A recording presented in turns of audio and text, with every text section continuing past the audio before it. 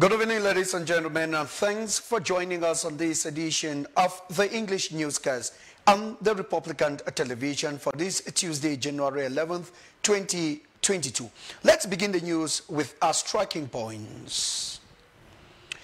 Cameroon's head of state, Paul Biya, and the president of the Union of Comoros Island, Azali Assoumani, have revisited the economic cooperation ties between both countries during an audience this Tuesday, January 11th, at the Unity Palace.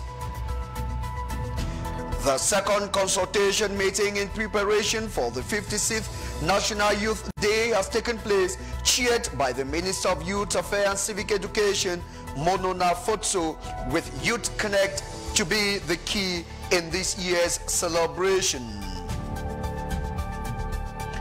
The Indomitable Lions have continued to benefit from legendary support from Cameroonians. Trumpets, vuvuzelas, drums, and anything used in supporting football is perfectly used to support the Lions during the 2021 Continental Football Show.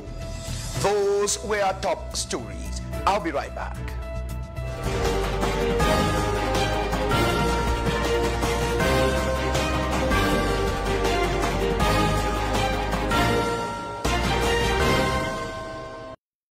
As you heard in one of our lead stories, the President of the Republic, His Excellency Paul Biya, has received in audience this Tuesday, January 11th, 2022, the President of the Union of Comoros Island, Azali Assoumani.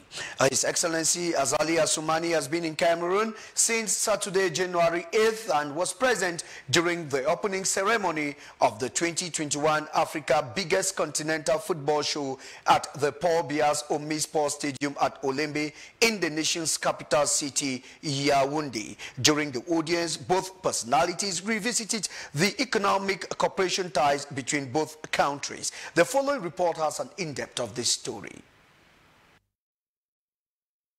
One great personality for the Continental Football Show in Cameroon is the president of the Comoros Island, Azali Assoumani, who has been on the Cameroon soil since Saturday, January 8th, 2022, to boost the morale of the islanders in the sport festival. Cameroon and Comoros Island shares cordial relations, especially in economic cooperation, that was strengthened in 2021 during an audience granted to the Comoros Minister of Finance, Budget and Banking, Kamali Suif, by the External Relations boss, Logène Bella. His Excellency Azali Assoumani was thus at the Unity Palace this Tuesday, January 11th, to meet his counterpart, Paul Biya, to deepen and strengthen the ties between both nations. His Excellency Azali Assoumani took part in the Union of Comoros on May 26, 2016 for a 5-year mandate, renewable once, and thus it was but wise to use the golden opportunity to seek wisdom from his Cameroonian counterpart, the Lion, who masters leadership. He was one of the authorities at the opening ceremony of the 2021 AFCON at the Paul Biya's Omnisports Stadium at Olembe on January 9th, 2022. He equally took part in the match between the Comoros Island and Gabon at the Fandena Amadou Ahidjo Stadium. Though the Comoros lost to Gabon by 1-0, they put on a very stylish performance during the game to impress their #1 citizen, who was present from start to end. The islanders thus say they have lost a battle and not the war. The close to an hour audience with His Excellency Paul Biya was an opportunity for both nations to strengthen economic ties, as well as the 2021 Africa Cup of Nations, which is ongoing in Cameroon. It was a happy Comoros #1 citizen who left the Unity Palace this afternoon. Cameroon has joined the international community this Tuesday, January 11th, to commemorate the World Thank You Day. Though celebrated every year on the 11th of January, has no origin or originator, but it seeks to give the importance or the genuine way to say thank you. And once recognized at this important word, it can make life very happier and easier, as Geraldine Nasser tells us in the following report. A person's excellent manners is shown by the words they use. Most often, people forget to say thank you because the word is being taken for granted. It is very important to express the word thank you to people who have made your life better and happier. Though some people do say thank you, they do so out of obligation rather than from the heart. Thank you should be said only when somebody does something good to you, or maybe somebody gives you a gift. I totally disagree with that phenomenon. I believe that thank you should be said all the time. Even the Bible says that in all circumstances, give thanks. What am I trying to say? Whether somebody hurts you, gives you pain, betrays you, blesses you, appreciates you, gives you a gift, you should be able to say thank you. The International Thank You Day, which is observed every year on January 11th, is to recognize the value of expressing gratitude and honor them by saying a genuine thank you. This single phrase may make the people around you feel a bit more comfortable and happy. Thank You Day has no recognized history, origin, or originator. Some greeting cards firms are however said to have developed this day in order to encourage the selling of greeting cards. Thank You Day is equally an ideal day to express gratitude to your employees, as saying thank you to the people who assist you is of great importance and will encourage them to work harder. Nevertheless, on this Tuesday, January 11th, 2022, it is important for people to know that saying a heartfelt thank you to one another will help motivate them and make their day better. On to one of our lead stories, the Minister of Youth Affairs and Civic Education, Monona Futso, has chaired the second consultative preparatory meeting in prelude to the 56th edition of the National Youth Day this January 11th, 2022 at the Multipurpose Youth Empowerment Center in the nation's capital city, Yaoundé. The meeting was largely attended by representatives of various ministries, national and international partners who came to reaffirm their support to make the 2022 Youth Day celebration a historic and memorable one. Our staff lady Anne Omeko attended the second consultative preparatory meeting and brought back the following report for the news.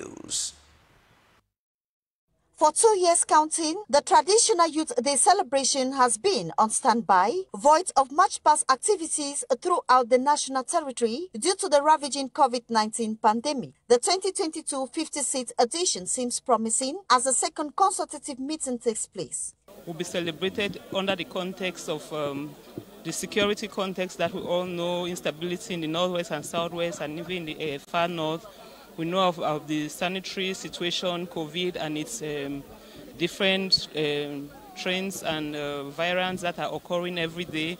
All of that is taken into consideration, especially with the innovations of this year, where we'll have not only to launch the Youth Day activities, but also to include the new dimensions that we want to take in the intensification of the campaign on national campaign on civic education, with a program that we acronym CONNECT REAMOS, which has as a main objective to galvanize the youth in all domains.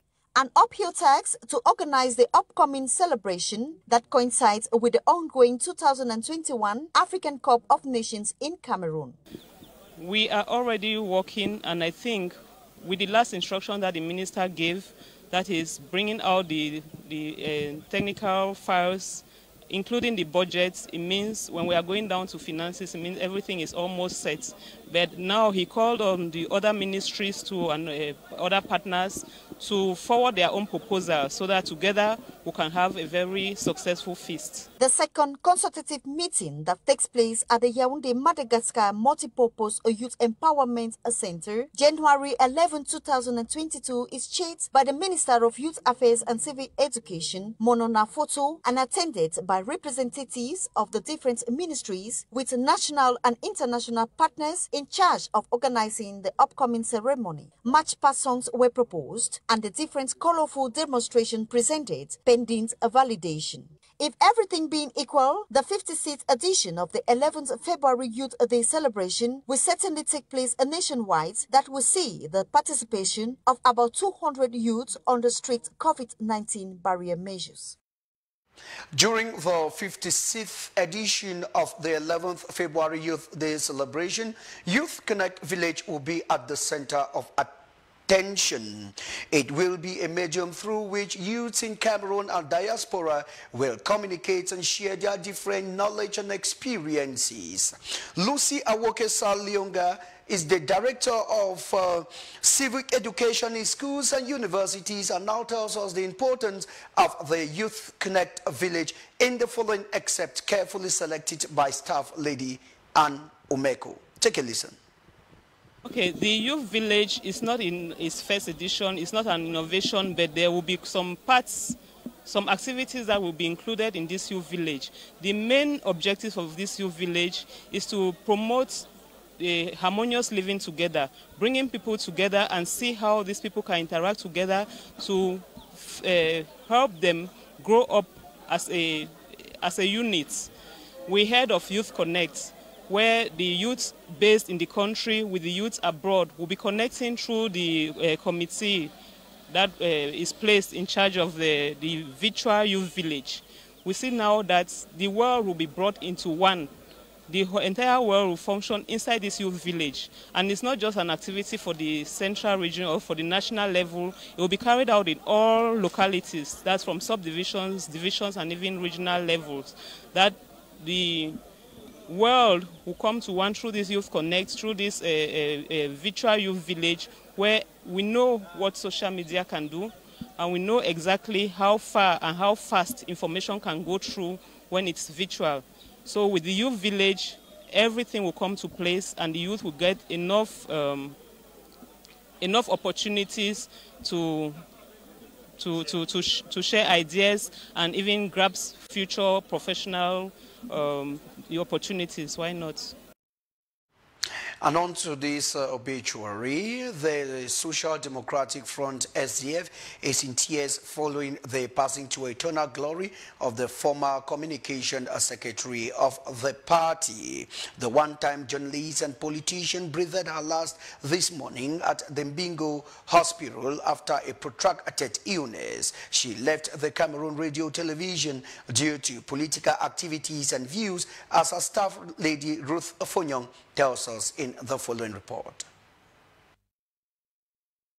Born on August 24, 1951, Beatrice and Nembom Monju returned to the Lord at the early hours of Tuesday, January 11, 2022, in the Big Mbingo Health Facility. She was the fifth of 9 children to Pa and Ma Monju, who are both of blessed memory. She attended her primary education in Presbyterian School at Ziri and secondary school at Our Lady of Lot Mancon, PSSB Songabang, and then completed in Cast Bambili. She left for Britain after secondary school, where she was trained as a journalist. On her return to the country, she was recruited by the Cameroon Radio Television. She came to political limelight in 1990 when she presented a program on Cameroon Calling to denounce the discourse and actions promoted by the regime to make Cameroonians to think that their territory was not yet ready for multi-party politics. This was when the birth of the Social Democratic Front was in serious gestation. The program earned her and her guests some nights in Kondegi Maximum Prison, but this political intimidation did not stop her. She distinguished herself in this, first as the only lady among frontline activists for political change in Cameroon, and second as the only woman working in CRTV who is in politics for the cause of political change. She finally joined the SDF at its launch on May 26, 1990, and has been one of its most committed and loyal members till today, when she died. Her political loyalty, commitment, and devotion pushed her to the position of the party's National Communications Secretary in the SDF National Elective Cameroon, held in Bamenda in 2006, a post no woman has ever held, neither in the SDF nor in any political party in Cameroon. She was at this position for 12 years, that is, from 2006 to 2018, in the National Convention, where she handed over power in Bamenda. Bamenda. Ma Bea, as she was fondly called, leaves behind 4 children and SDF party members to mourn her. Her legacy as a political woman lives on.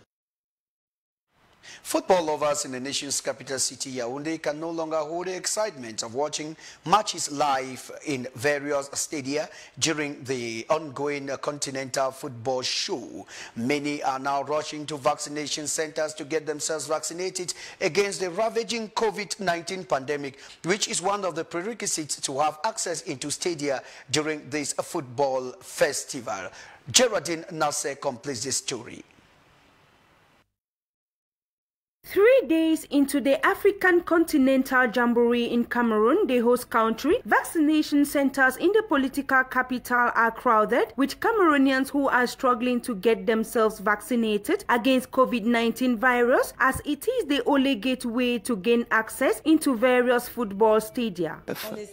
We are trying to respect what was said, and also the African Nations Cup is in Cameroon. The tension of the various matches has really caught the interest of some people who never had the intention of taking the vaccine. I was really motivated. Health personnel are, however, amazed by the number of persons they have received within these days. We were not expecting such a number, and evidently we lack personnel. We do not have a reasonable number of workers, but we have all the possible vaccination elements to vaccinate these people, and apart from the fact that people want to watch the match, they will be protected against the complication of the virus. Protect their close ones, protect their environments, and this can help put an end to the virus if everyone or a majority is vaccinated. Out of the 27 million inhabitants of Yaoundé, not up to half of the number have been vaccinated, though health personnel are hoping that before the end of the Africa Cup of Nations in Cameroon, majority of the Cameroonian population must have taken the vaccine, which will help protect their environments and close ones. And also one of our lead stories, the Indomitable Lions of Cameroon benefits more than ever before from the Cameroonian sport public. The 2021 football bonanza played in Cameroon has really stilled the love for the Indomitable Lions of Cameroon. Trumpets, vuvuzelas, drums, and anything used in supporting football are perfectly put in use by the supporters as they pull behind the Indomitable Lions of Cameroon. The mistakes committed in 1972 on home soil when the Lions lost to Congo must not repeat itself during this football bonanza. The following report has an in-depth of this story. The Indomitable Lions benefited more from the support of Cameroonian sports public. The AFCON being played on the sport, the supporters of the Penang team refused to see the history of 1972 when Cameroon lost at home to Congo repeat itself. They came from all over Cameroon to push the Indomitable Lions to victory. There are Cameroonian supporters who have decided to storm the Olembe Stadium in Yaoundé, where their plenipotentiaries are playing. The sporting public in the national colors and the Indomitable Lions gadget act as well 12 player to the satisfaction of teammates Vincent Abubakar and Eric Maxim Choupo-Moting. Fans of Antonio Conceicão's selection, the Cameroonian populations are more than ever committed to supporting their brothers in this continental football competition. In the streets of Yaoundé, the atmosphere is at its peak. The spaces fitted out by town halls and individuals are crowded with people. Fan zones and villages of the AFCON swarm with supporters who want to boost the morale of the Indomitable Lions. All the songs dedicated to the national team are played in these spaces when the media are not playing them on repeat on all day long. The foes of Conceicão must be galvanized. The Cameroonian people support and push their team ever higher. They firmly believe that Vincent Abubakar and his teammates will be able to lift the trophy on the evening of February 6, 2022. Whistles, vuvuzelas, drums, nothing has been forgotten to make the maximum noise and animation at the stadium. The 12th player misses a moment to proclaim the talent and professionalism of the indomitable Lions. The verb to beat, to win are the most commonly used. In this exact time, no one wants to hear about defeat, although it would be preferable not to utter this word next to a fanatic. The slightest dribbling or goal shooting is hailed at the avenue of a messiah. The goal plunges the entire audience into euphoria.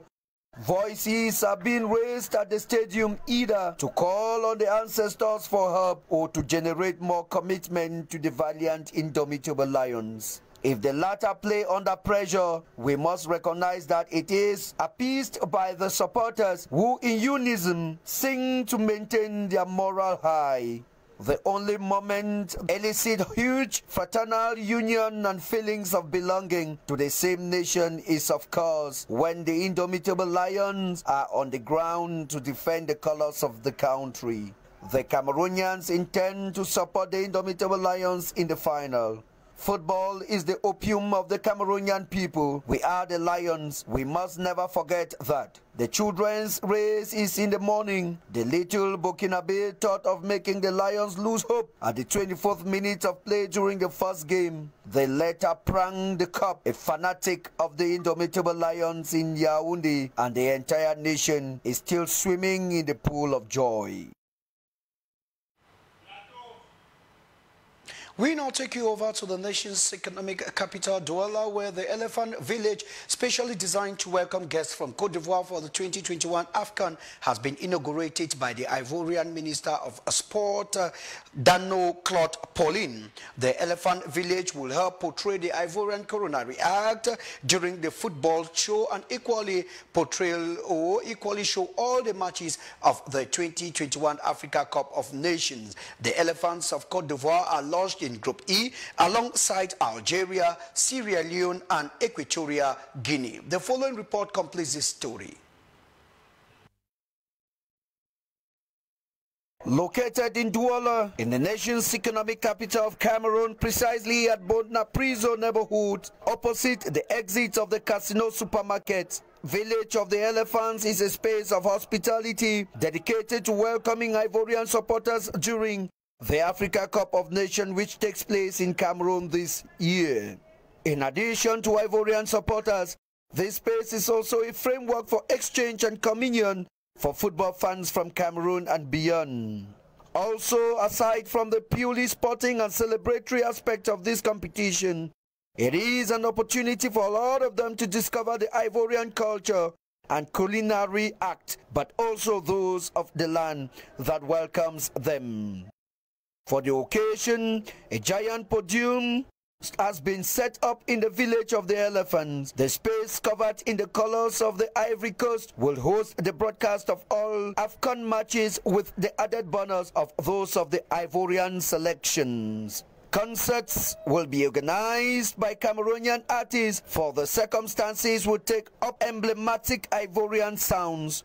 More than just an atmospheric space, the Village of the Elephants is a B2B meeting place dedicated to Ivorian companies to present their know-how and develop business opportunities. Note that the design and construction of the Village of the Elephants in Douala was entrusted to the firm McKenty, specializing in marketing and communication. As a reminder, the 2022 biggest continental football show takes place in Cameroon from January 9th to February 6th, 2022 in Yaoundé, Douala, Garoua, Bafoussam and Buea. Qualified for this competition and housed in Pool E with Algeria, Equatorial Guinea and Sierra Leone, Ivory Coast will have to play these nations in order to qualify for the 16-round finals of the ongoing biggest continental football bonanza. To close our sport page, we remind you of today's scores to say that the reigning champions Algeria played a virgin tie with Sierra Leone this afternoon at the Japuma Sports Complex in the nation's economic capital, Douala. Meanwhile, the Super Eagles of Nigeria are leading the Pharaohs of Egypt presently by 1-0 at the Runde Aja Stadium in Gariwa. Out of the country, the United Nations on Monday began meeting with Sudanese groups to find a way out of the political deadlock that has paralyzed the country since the October military takeover. Gunmen in Nigeria have killed at least 200 people so far following multiple raids in the northwestern region of the country. You have these and more in the following report put together by Ruth Fonyo. The turmoil in Sudan has intensified with the resignation of embattled Prime Minister Abdallah Hamdok last week following the failure to reach a compromise between the military and the pro-democracy movement. The UN mission was meeting with a civil society group on Monday and would continue engaging with other players in the coming days. He said some protest groups have rejected the United Nations offer for talks and put the removal of the military from power as a condition to engage in negotiations. In a statement, the ruling Sovereign Council welcomed the United Nations initiative to facilitate talks among Sudanese players and called on the African Union to support and contribute to the effort. After details began filtering out early Saturday, the first official toll was communicated on Sunday. Gunmen in Nigeria killed at least 200 people and displaced thousands in multiple raids in the northwest Zamfara state. Gunmen rampaged through Anka and Bukiyum districts, murdering dozens of people and dealt a heavy blow to authorities struggling to restore order. At first, Bello Matawal, the governor of Zamfara state that borders Niger, downplayed the violence and said only 58 people were killed. He imposed highly restrictive measures for almost 3 months last year, shutting down telecoms, capping fuel sales, and closing cattle markets in an attempt to weaken the bandits, but attacks have continued. Herders and farmers have clashed over access to land in northwest and central Nigeria for years, but some groups have turned into criminal gangs known as bandits who kill, loot, and kidnap for ransoms. The residents of Mali's capital, Bamako, have reacted with indignation to the latest package of sanctions imposed to the country by ECOWAS. The new sanctions include border closures, a trade embargo, and a freeze on state assets. To arm wrestle with ECOWAS is not good because today ECOWAS acts as a club, and this club is working against Africa, against the West African people. So we do not agree with these decisions. Another resident, Ture adds, this is not surprising. ECOWAS is currently a union of heads of state, and since 2012, we have been under embargo. The new sanctions have been imposed over delays to the restoration of civilian rule to the country, currently led by a military junta. That international report takes us to the end of this edition of the news in the Queen's language. Desiree Trejean-Bounet will be with you at 8 p.m. for the news in the French language. See you tomorrow 6 p.m. for another edition of the news. But before then, do have a wonderful evening in the company of our programs. Camdis Television loves you and God bless you.